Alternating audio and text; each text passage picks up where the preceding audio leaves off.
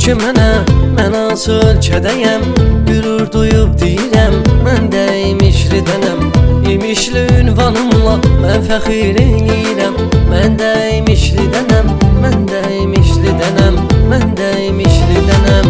Kim imişlidənsə qürurla söyləyəcək, mən də imişlidənəm, mən də imişlidənəm.